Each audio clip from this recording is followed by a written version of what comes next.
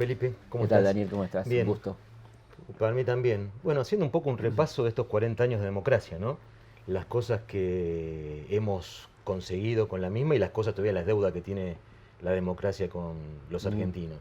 Primero que nada, obviamente festejar, Sí, ¿no? claramente que aquí festejar son 40 años de continuidad democrática, algo completamente inédito en la historia argentina. Nunca hubo un periodo tan largo de continuidad democrática, que lo máximo que tuvimos fueron 16 años en lo que va de Irigoyen hasta la segunda presidencia de Irigoyen. Así que sí, mucho para festejar en ese sentido la continuidad y también, por supuesto, mucho para pensar, repensar, replantear de cuánto hay que mejorar y profundizar el modelo democrático, que no consiste solamente en votar, ¿no? Sino hoy en día se considera a la democracia como un elemento inclusivo que debe incluir necesariamente el consumo, los derechos y demás, ¿no? Y una democracia que nos costó conseguir, ¿no?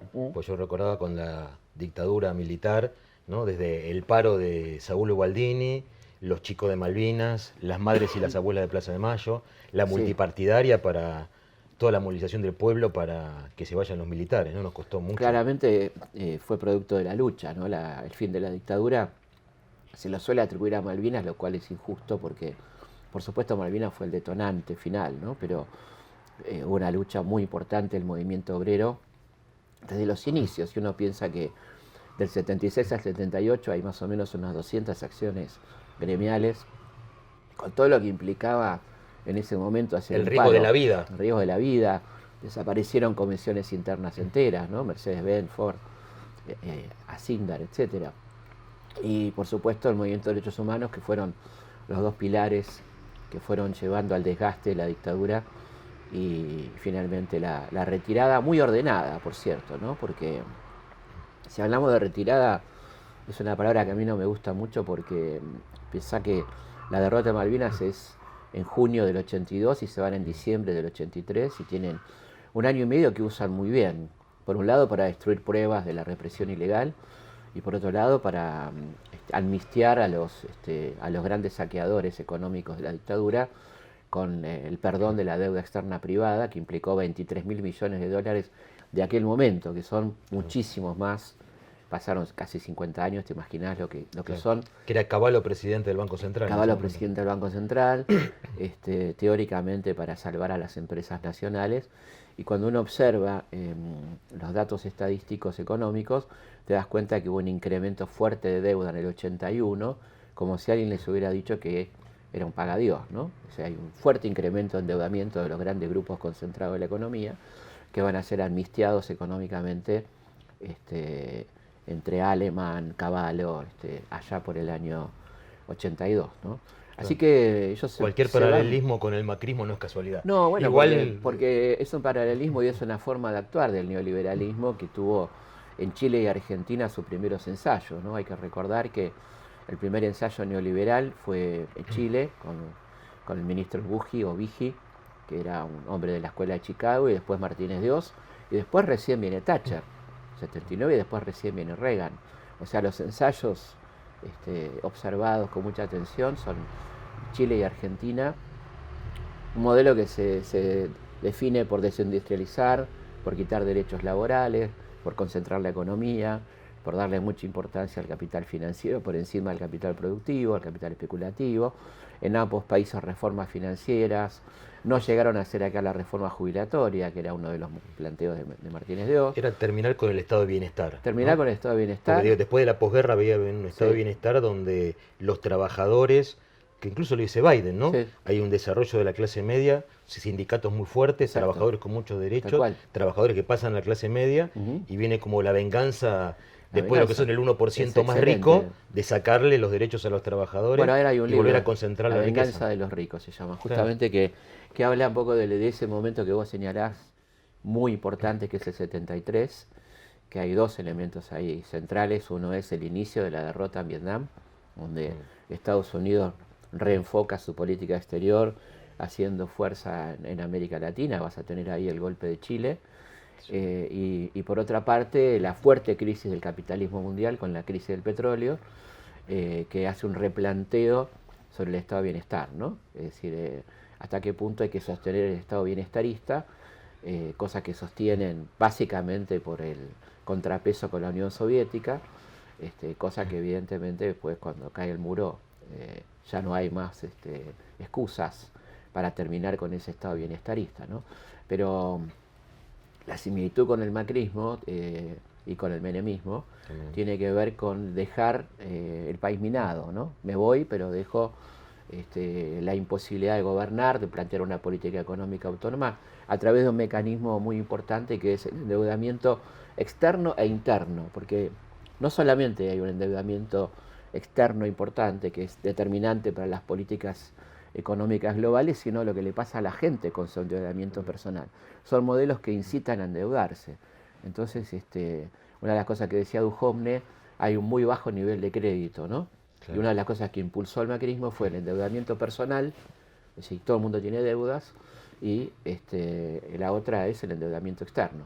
¿Por qué Menem es reelecto en el 95? Bueno, por el voto cuota, ¿no? Habiendo dado los indultos, las privatizaciones, la corrupción, etcétera, pero el temor, bueno, después vamos a ir puntualmente a ese momento, pero como vos trajiste lo del macrismo, volvemos a, no, hay un al principio de la mecanismo perverso que se repite, claramente. Tal cual.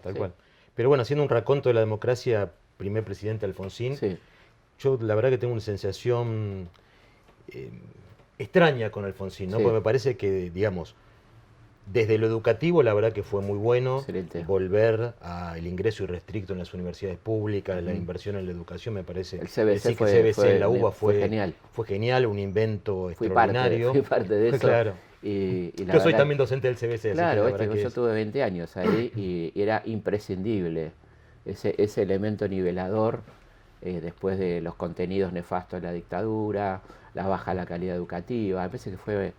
A ese nivel fue muy importante, igual que la campaña de alfabetización también, ¿no? También, eso fue buenísimo. Al principio, bueno, el tema de derechos humanos, ¿no? El juicio a las juntas. Sí, además ahí hay que decir algo muy importante, que el peronismo, que tenía, la verdad, que representantes que dejaban mucho que desear en el 83, había planteado la aceptación de la autoamnistía, ¿no? Eso hizo que muchos peronistas votaron a Alfonsín, que en su campaña dijo que iba a haber juicios y que iba a anular la ley de autoamnistía, ¿no? Cosa Exacto. Que me parece muy importante para ver también por qué ese 52% que sorprendió a muchos y que tenía que ver con que Alfonsín interpretó mejor que nadie en ese momento esa necesidad social de la justicia reparadora con los derechos humanos, ¿no? Sí, me parece que eso es clave que decimos, no la justicia reparadora.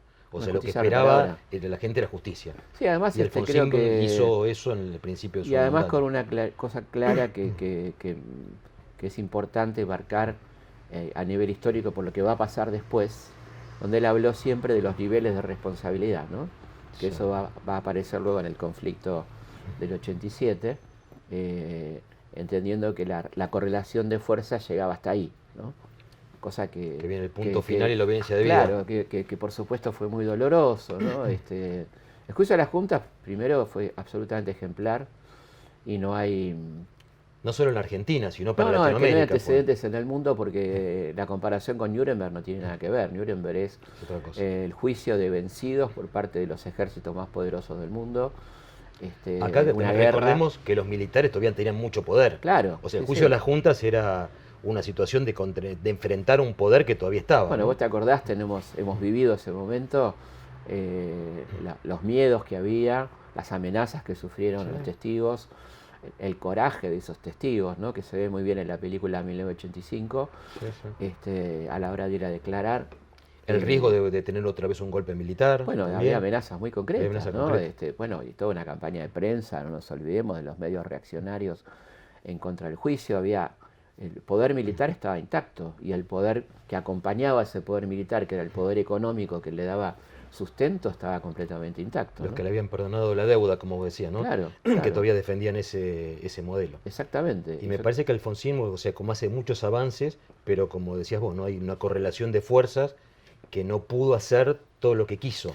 No, y claro, porque vino todo el tema herencia económico. era tremenda, ¿no? Claro. Yo tuve la suerte de entrevistarlo a Grispun, él contaba que cuando llegaron... El primer ministro de Economía. Sí, un gran ministro, por otra parte, que tenía mucho de la tradición del mejor radicalismo, de Ilia, ¿no? De sabatinismo, de la parte progresista del radicalismo, él me contaba que llegaron y había en el Banco Central 100 millones de dólares, que era No, no alcanzaba para pagar, había que pagar aguinaldos, porque era el 10 de diciembre, claro. sueldos, y la primera cuota de la deuda, que eran 4.000 millones, vencía en enero del 84, que lo había dejado la bomba de tiempo a la dictadura, o sea que era muy difícil todo eso, y bueno, lamentablemente el impulso que le pone Grispu, una reactivación económica, aumento salarial, redistribución, es frenada con el cambio de ministros en el 85 con Surruil y el Plan Austral, ¿no? Claro. Que Empieza un modelo de ajuste. un modelo de ajuste, ¿no? Un modelo de ajuste, un poco de sometimiento a los organismos que van a ir quitándole popularidad al gobierno y trayéndole muchos problemas, ¿no? También. Sí, sí, sí, yo creo que eso es un punto de inflexión donde, digamos, el gobierno de Alfonsín venía haciendo cosas muy positivas en lo que era derechos Claro. humanos, recuperación económica, y cuando viene el plan Surruil, el plan Primavera, Sí. empieza el ajuste, hay un cambio y, bueno, lamentablemente empieza Sí, y a claramente complicarse la economía, la hiperinflación, todo después y, bueno, exactamente. Y la protesta social que fue muy fuerte durante todo el gobierno de Alfonsín. Habrá que ver si fue necesario tanto, si se pudo hacer menos. Es un tema que queda para el debate histórico.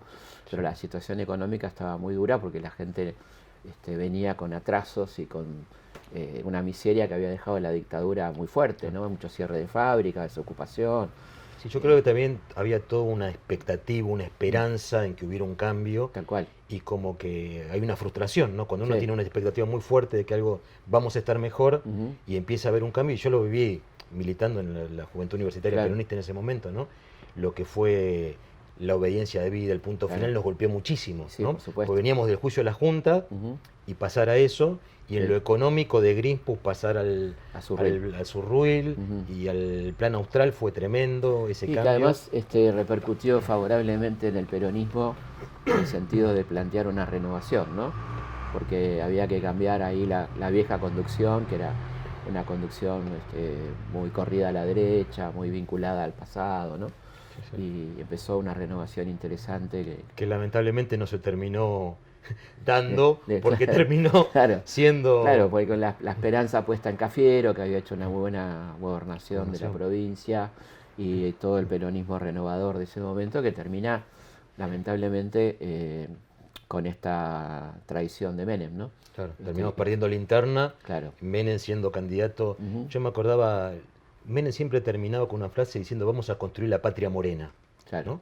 Como todo, digamos, Sí. de lo más bajo del... Sí, sí. del La negrada, de más diría- abajo, claro. diría Evita. Surgiendo, claro. Los grasitas. Los descamisados, los grasitas. Sí. Y terminó siendo obviamente todo lo contrario, ¿no? Totalmente, Favoreciendo a y- los poderosos, Sí, sí. concentrando todavía más la riqueza. Ujú. En el campo de derechos humanos ni hablemos, ¿no? No, claro, pero bueno, hay una coherencia en ese sentido que cuando él ya decide esa transformación, ese trasvasamiento del voto peronista, ¿no? Que con un discurso completamente radicalizado, ¿no? De recuperar las Malvinas, de revolución productiva, pero en Revolución realidad estaba productiva, ya hablando con Mujiborg, ¿no? Ya estaba en contacto con los grupos de la derecha económica.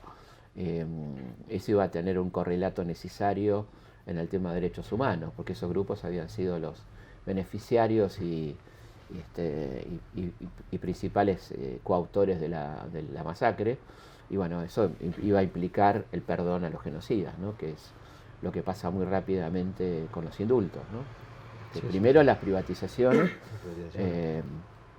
y bueno, y un año fallido, porque el 89, que fue un año tremendo, ¿no? Cuando se va Alfonsín, que es la hiperinflación, y que fue un hecho muy desgraciado para todos, ¿no? Sí. La verdad que era, vos te debes acordar, Sí, éramos realmente. docentes, estábamos Sí, sí, viviendo eso al día y era desesperante, ¿no? Ibas al supermercado y te remarcaban en el changuito, ¿no? Pero pasa un poco lo que dice Noemí Klein de las políticas de shock, Claro. ¿no? Ujú. O sea, era como que estamos tan mal que la sociedad ya soportaba cualquier cosa con Claro. tal de salir de la hiperinflación. Bueno, fue- Y ahí fue la política del 1 a 1, Total. de las privatizaciones. Bueno, vos sabés que cuando lo entrevisté a Martínez Dios, él dice algo extraordinario. Dice, con la hiperinflación del 89, lo dice literal, tengo la filmación, le dimos una vacuna, con la hiperinflación del 89 le dimos a la gente una vacuna contra el estatismo, ¿no? O sea, asumiendo que ellos armaron eso. Fue un golpe económico. Un golpe Pero económico. Alfonsín lo que tuvo fue un golpe económico. Un golpe económico porque que de golpe empezó. arranca en enero, cuando Ditela y Cavallo están por el mundo diciendo que no van a pagar la deuda, que se apuren a cobrar, y cuando invitan a los grandes exportadores a no liquidar divisas, ¿no? Y ahí empieza la escalada del dólar, que termina con el desastre de mayo del 89, que llegamos a un 189% en un mes. Claro.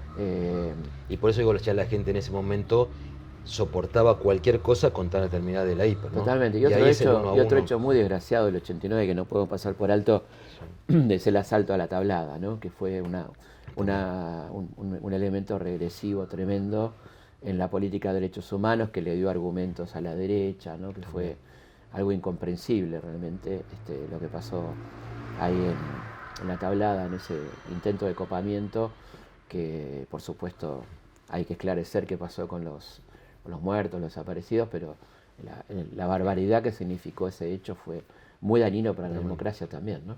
Fue tremendo, fue tremendo. Y son me acuerdo que como lo vivimos, yo no podía creer, o sea, me levanté y dije, ¿qué es esto? ¿No? Sí, no podía entender lo que sucedía.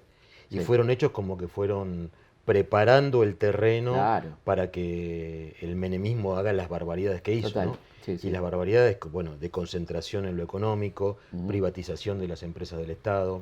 Bueno, la frase de Dromi es una cosa que nosotros no terminamos de masticar todavía. Nada de lo que deba ser estatal permanecerá en manos del Estado. O sea, sí, cosas tremendas, tremendas. Es realmente impresionante, ¿no? Tremendo, porque vos decís, entonces ni la salud, ni la educación, bueno... Pues la educación lo vivimos en el sistema universitario, por ejemplo, donde... La ley federal. La ley federal de educación, la ley de educación superior... Es bueno contarle a Daniel qué significó la ley federal, ¿no? Sí. El tema es que el traspaso es como que el Estado Nacional deja de tener un rol en la educación. Porque Claro. El traspaso de la educación primaria y secundaria a las provincias es como que el Estado... Sin la correspondiente transferencia de claro, recursos. sin recursos. Claro, que Bueno, era destruirlo, porque si vos le pasás destruirlo. todas las escuelas a la provincia y la provincia no tiene un mango, la escuela es un desastre. Sí, y además, el Estado Nacional como que homogeneizaba, era un homogeneizador, porque para todos había más o menos un sistema igualitario. Claro. Ahora cada provincia, las provincias más ricas, Claro. pueden invertir más en educación, Exacto. las provincias más pobres invierten menos. Claro. Y sabemos que la educación justamente es lo que más iguala para arriba, con lo cual si el sistema educativo es desigual, Claro. genera cada vez se reproduce el sistema de desigualdad entre nuestra provincia. Tal cual. A mí Eso me fue hicieron tremendo. con la salud hicieron exactamente lo mismo. Claro. El plan federal de salud, que implicó también la transferencia de hospitales nacionales a las provincias sin la correspondiente transferencia de recursos, ¿no? Claro. Con lo Bueno, cual se y generó... un tema tremendo fue el de los trenes, ¿no? Nos quedamos sin trenes, También. que tenía que ver con un modelo productivo que no necesitaba de trenes, porque iba a ser un modelo más bien financiero, ¿no? De renta agraria financiera, Claro. y nos quedamos sin trenes, un país que realmente necesita de los trenes. Sí, el menemismo fue la tormenta perfecta. O sea, creo que no cometieron errores, ¿no? No. Desde la política de derechos humanos, la política educativa. ¿Para qué vamos a invertir en educación si lo que queremos, como decía, es un modelo agroexportador, Tal cual. donde solo exportemos materia prima? Entonces no hacía falta educación, no hacía falta desarrollo científico y tecnológico. Y bueno, tuvimos así también, yo me acuerdo que hicimos un acto con una torta en Plaza de Mayo, festejando los 8 años de congelamiento salarial. Claro. Porque tuvimos 8 años con el mismo salario. Claro. ¿No? Sí. Era tremendo, como año a año se iba deteriorando el salario, año a año que estamos todos un poquito peor, Claro. pero bueno, como vos decías, el voto cuota, Sí. y El 1 a 1. el 1 a 1, Tal cual. el miedo a salir del 1 a 1.